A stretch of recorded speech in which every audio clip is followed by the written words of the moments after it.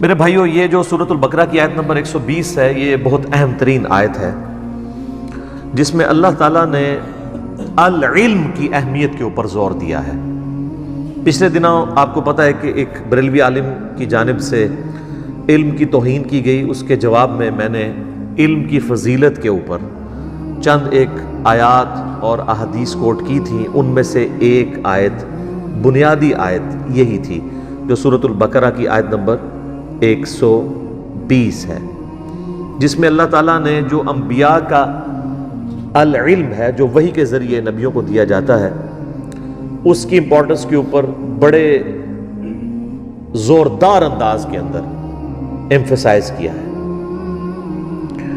اعوذ باللہ من الشیطان الرجیم، بسم اللہ الرحمن الرحیم۔ وَلَن تَرْضَىٰ عَنْكَ الْيَهُودُ وَلَا النَّصَارَىٰ حَتَّىٰ تَتَّبِعَ مِلَّتَهُمْ، اور ہرگز راضی نہیں ہوں گے تم سے یہودی اور نصرانی یعنی عیسائی، یہاں تک کہ تم ان کی ملت پر آ جاؤ۔ یعنی جب تک تم ٹوٹلی ان کو ایکسیپٹ نہیں کر لیتے نا، اس وقت تک انہوں نے تم سے راضی نہیں ہونا۔ 99% باتوں میں آپ اتفاق کریں گے، کسی ایک بات پہ اختلاف کر دیں گے، وہ آپ کو 0 سے ملٹیپلائی کر دیں گے۔ آگے چل کے آئے گا کہ یہ اس حد تک آگے بڑھ گئے تھے یہودی کہ یہ کہتے تھے کہ ان سے مشرکین عرب بہتر ہے، نعوذ باللہ۔ حالانکہ مشرکین عرب تو موسیٰ علیہ السلام کو مانتے ہی نہیں تھے، بت پرست تھے۔ ایک ایسی قوم یہودی جو اپنے آپ کو انبیاء کی پیروکار مانتی ہو، ایک خدا میں بلیو کرنے والی ہو، اس کا ایک اور امت کے بارے میں اس طرح کی ورڈکٹ دینا ان کے بغض کا اظہار ہے۔ تو اللہ تعالیٰ نے مسلمانوں کے دماغ میں اگر کہیں پہ کوئی یہ وسوسہ بھی تھا نا کہ شاید ہمارے حسن اخلاق سے متاثر ہو کے، ہماری ان کے ساتھ جو محبت کا رویہ اس سے متاثر ہو کے شاید یہ لوگ اپنا رویہ چینج کریں، تو اللہ تعالیٰ نے اس پہ کیٹاگوریکل ایک، یہ بھی یونیورسل ٹروتھ ہے اور قیامت تک کے لیے، ہرگز راضی نہیں ہوں گے تم سے، نہ تو یہودی اور نہ ہی نصرانی، یہاں تک کہ تم ان کی ملت کے اوپر آ جاؤ۔ اور اسی میں عرض کیا ہے کہ آج کل کے جتنے فرقے ہیں نا، یہ بھی آپ سے کبھی بھی راضی نہیں ہوں گے۔ آپ اہل سنت کی 99% باتوں کو سپورٹ کر دیں، ایک بات میں اختلاف کریں، وہ کہیں گے نہیں تو فارغ ہے۔ کیوں؟ وہ یہ سمجھتے ہیں جب تک ہمارے اس فرقے کو اسی طریقے سے من و عن قبول نہ کر لے، ہدایت پہ نہیں ہے۔ اچھا، میں سنی بھی ہونا چاہتا ہوں، حنفی بھی ہونا چاہتا ہوں، کون سا ہوں؟ وہ کہیں گے کہ بھئی اگر آپ بریلوی ہوتے ہیں تو یہ تو ٹھیک نہیں ہے، دیوبندی کہیں گے وہ تو گمراہ ہیں، اور بریلوی کہیں گے دیوبندی گمراہ ہیں۔ جب تک آپ مکمل کسی ایک کی ملت کو اختیار نہ کریں۔ تو یہ چونکہ قرآن کی آیات جنرل ہیں، قیامت تک کے لیے ہر فرقے کے اوپر اسی طریقے سے آتی ہیں۔ اب اس میں ہمارا ایٹیچیوڈ کیا ہونا چاہیے، وہ اللہ تعالیٰ نے بتا دیا کہ تم نے کیا ہونا ہے، ان کی آپ نے رضا جوئی نہیں کرنی ہے، بلکہ آپ نے کیا کرنا ہے، قل ان ھدی اللہ ھو الھدی، اے نبی فرما دیجئے بے شک ہدایت تو وہ ہے جو اللہ کسی کو ہدایت دیتا ہے۔ اور اللہ ہدایت کس طرح دیتا ہے؟ اپنے پیغمبروں کے ذریعے، کتابیں نازل کر کے، وہی کے ذریعے، اسی کا ذکر آگے آ رہا ہے۔ وَلَئِنِ اتَّبَعْتَ أَهْوَاءَهُمْ بَعْدَ الَّذِي جَاءَكَ مِنَ الْعِلْمِ، اور بفرض محال اے محبوب صلی اللہ علیہ وآلہ وسلم، اگر آپ نے بھی یہود و نصارہ کی خواہشات کی پیروی کی بعد اس کے کہ آپ کے پاس العلم آ چکا ہے، ڈیفینیٹ علم قرآن کی شکل میں، ہدایت کی شکل میں، اس قرآن کے ہوتے ہوئے اگر آپ نے بھی رضا جوئی چاہی یہود و نصارہ کو خوش کرنے کے لیے، کوئی کمپرومائزنگ ایٹیچیوڈ اڈاپٹ کیا، اب یہ اللہ تعالیٰ کا کلام ہے جی، اللہ اور بندے کا معاملہ۔ مَا لَكَ مِنَ اللَّهِ مِن وَلِيٍّ وَلَا نَصِيرٍ، تو اے نبی نہ تو اللہ کے مقابلے پہ آپ کا کوئی دوست ہوگا، نہ کوئی مددگار ہوگا، آپ کا کوئی پشت پناہ نہیں ہوگا اگر آپ نے بھی قرآن سے روح گردانی کر کے یہود و نصارہ کو خوش کرنے کی کوشش کی۔ سر یہی تو ہم آپ سے کہہ رہے ہیں کیا کہ مرنے سے پہلے اے مسلمان کر لیں اس پہ غور، کتابوں کا خدا اور ہے، بابوں کا خدا اور۔ اگر آپ نے کتابوں کی پیروی نہیں کی میرے بھائی، انبیاء کی وحی کو پس پش ڈال دیا، تو اللہ تعالیٰ تو اپنے نبی کو بھی کہہ رہے کہ آپ کا بھی کوئی پش پناہ اور مددگار نہیں ہوگا اگر آپ نے اس وحی کو چھوڑ دیا. تو سر میں نے آپ نے اگر بابوں کے پیچھے وحی کو چھوڑ دیا, یہ تو پروفٹ کو کہا جا رہا ہے, دراصل ہمیں سنایا جا رہا ہے, تو ہمارا کون پرسان حال ہوگا. اچھا اکثر لوگ کہتے ہیں یہ ذرا شعر جو ہے نا اس کو چینج کریں, مرنے سے پہلے اے مسلمان کر لے اس پہ غور, کتابوں کا دین اور ہے اور بابوں کا دین اور, اس سے تو اس کا زور ہی ٹوٹ جائے گا. دین کی ضرورت ہمیں کیوں ہے؟ اللہ کی شناخت کے لیے.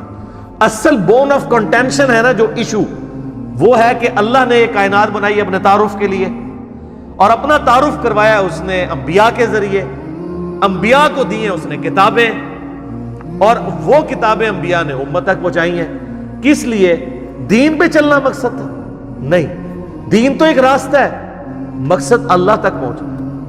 تو ہمارا یہ دعویٰ ہے کہ ہمارے بزرگوں نے اکثر اوقات ہمیں جس خدا کی کوالٹیز کا تعارف کروایا ہے وہ نہیں ہے جس کی کوالٹیز قرآن کے اندر آئی ہیں. میرے بھائی آپ اس شعر کی جان نکالنا چاہتے ہیں, اس کی روح ہی یہ ہے کہ خدا کا تعارف ہے اصل مسئلہ. تو مرنے سے پہلے اے مسلمان کر لے اس پہ غور, کتابوں کا خدا اور ہے, بابوں کا خدا اور. کتابوں کا خدا ہے جس کو آپ نے ماننا ہے, اور یقین کریں جب آپ کتابیں پڑھنا شروع کریں گے تو آپ کے اندر سے آواز آئے گی, کیا نہ میں بابی نہ میں بابی, میں ہوں مسلم علمی کتابی. بالکل یہی چیز جو یہاں قرآن میں آئی ہے کہ کبھی بھی یہود و نصرانی تم سے راضی نہیں ہوں گے.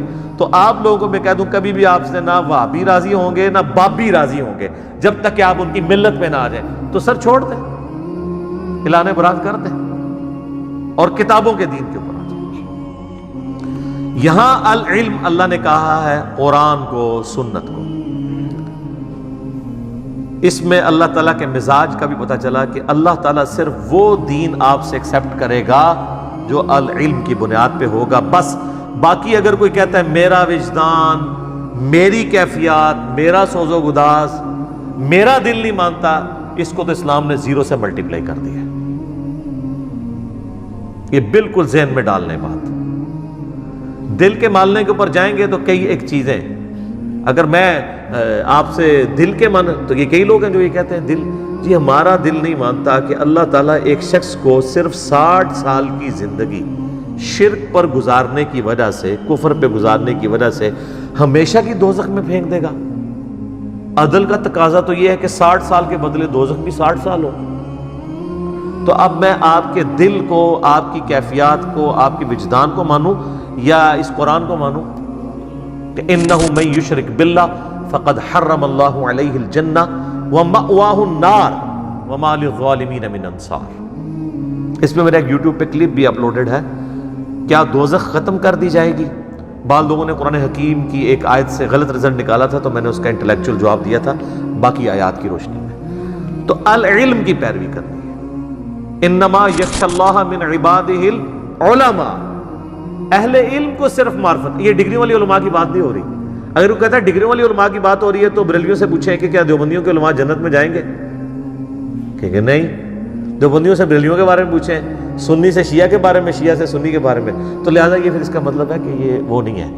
اس سے مراد واقعی وہ علم ہے جو اللہ تعالیٰ نے حضرت آدم علیہ السلام کو جب زمین پہ اتارا ہے, سورۃ البقرہ میں حکم فرمایا قُلْ اهْبِطُوا مِنْهَا جَمِيعًا فَإِمَّا يَأْتِيَنَّكُم مِّنِّي هُدًى فَمَن تَبِعَ هُدَايَا فَلَا خَوْفٌ عَلَيْهِمْ وَلَا هُمْ يَحْزَنُونَ. وہ یہ اسی پہ تو سر 100 نمبر مجلس ریکارڈ کروائی ہے, وہ ضرور دیکھیں. کتابوں کا خدا اور ہے, بابوں کا خدا اور. پھر نبی علیہ السلام کو جس چیز کی ترغیب دلائی گئی وہ بھی العلم ہے. قُلْ رَبِّ زِدْنِي عِلْمًا. نبی آپ بھی اللہ کے حضور یہ دعا کیا کریں کہ اللہ میرے علم میں اضافہ کر دے, میرے عشق و سرور میں, میرے وجدان میں, میری کیفیات میں. نہیں, علم بھی سب کچھ ہے. اچھا یہ حضرت آدم علیہ السلام کو جو سجدہ تعظیمی کروایا گیا تھا فرشتوں سے, وہ ان کی خوبصورتی کے اوپر کروایا گیا تھا یا اس علم کی بنیاد پہ کہ جو علم فرشتوں کے پاس نہیں تھا کہ وہ چیزوں کے نام نہیں بتا سکے تھے تو حضرت آدم علیہ السلام نے بتا دیے تھے؟ علم. تو انبیاء کی وراثت علم. تو سر پھر یہ یاد رکھیے نبیوں کا دین اور ہے اور بابوں کا دین اور ہے. اور انڈیا پاکستان کے کیس میں نبیوں کا دین اور ہے, ولیوں کا دین اور. ہم تو ان کو ولی مانتے ہیں, ولی اللہ نہیں مانتے. من دونہ اولیاء، سورۃ الاعراف کا سٹارٹ ہی سے ہوتا ہے من دونہ اولیاء۔ سورۃ البقرہ میں بھی 256 نمبر آیت میں اللہ تعالیٰ نے یہی تو فرمایا کہ اولیاء دو ہیں، اولیاء اللہ ہیں اور اولیاء شیاطین ہیں، شیاطین کے اولیاء ہیں، شیطان کے اولیاء ہیں۔ تو یہ علم والا دین وہ ہے جو نبیوں والا دین ہے۔ وَلَا تَقْفُ مَا لَيْسَ لَكَ بِهِ عِلْمٌ إِنَّ السَّمْعَ وَالْبَصَرَ وَالْفُؤَادَ كُلُّ أُولَٰئِكَ كَانَ عَنْهُ مَسْئُولًا۔ اے انسان کسی چیز کی پیروی اس وقت تک مت کر جب تک کہ تیرے پاس ڈیفینٹ علم اس کے بارے میں نہ آ جائے۔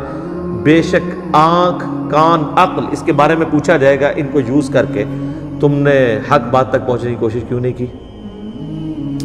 اور پھر سورہ الزمر میں آیا قُلْ هَلْ يَسْتَوِي الَّذِينَ يَعْلَمُونَ وَالَّذِينَ لَا يَعْلَمُونَ إِنَّمَا يَتَذَكَّرُ أُولُو الْأَلْبَابِ۔ اے نبی فرما دیجئے بھلا علم والے اور بغیر علم والے برابر ہو سکتے ہیں؟ نصیحت تو نہیں حاصل کرتے مگر عقل والے۔ اور یہ آپ کو کیا کہتے ہیں؟ عقل والے۔ عشق دے چلے نمبر لے گئے، عقل والے ان جی عمرہ گالیاں اور سر ہر شے پٹھی ہے تھوڑی، اور اللہ کہہ رہا ہے عقل والے نمبر لے گئے۔ وہ کہتے ہیں جی وہ خاص کیفیات ہوتی ہیں جی، شطحیات ہوتی ہیں جی، وہ مجنون ہوتے ہیں جی، مجذوب ہوتے ہیں جی، وہ سیدھا وہ پاگل ہوتے ہیں۔ ٹھیک ہے ٹھیک ہے، ادھر تسی جو مرضی لفظ رکھ لو، تو قلم اٹھا ہے تو قلم تو ہم بتائیں نا کہاں کس پہ اٹھا ہوا ہے۔ وہ صحیح بخاری میں مولا علی کا تعلیقاً قول لیا ہے امام بخاری نے، اور سنن ابن ماجہ میں مولا علی نے نبی علیہ السلام سے وہ مرفوعاً روایت کی ہے کہ 3 طرح کے لوگ ہیں جن سے اللہ نے شریعت کا قلم اٹھا لیا ہے۔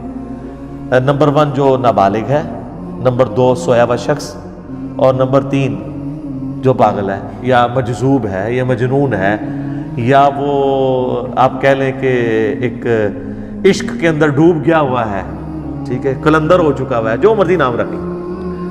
تو صرف پاگلوں کی پیروی کا حکم تو نہیں ہے نا، علم والوں کی پیروی کا حکم ہے۔ ان کو یہ پتا تھا علم میں ہم فیل ہیں، تو ان کے بابوں نے پھر شعر کہنے شروع کر دیے علم بس کنیو یار۔ پھر دوسرا ڈھکوسلا یہ کیا، وہ کہتے ہیں جی علم تو شیطان کے پاس بھی بہت تھا۔ اس کا مطلب ہے آپ یہ کہنا چاہ رہے ہیں کہ انبیاء کے پاس بھی بہت علم تھا، شیطان کے پاس بھی بہت علم تھا، یعنی نعوذ باللہ من ذالک علم کو آپ کنڈیم کرنا چاہ رہے ہیں۔ یہ کس آیت اور حدیث میں لکھا ہے کہ شیطان کے پاس بہت علم تھا؟ اور شیطان تو پکا صوفی تھا، وہ عبادت گزار تھا، علم ہوتا تو یہاں پہ جا کے گرتا وہ۔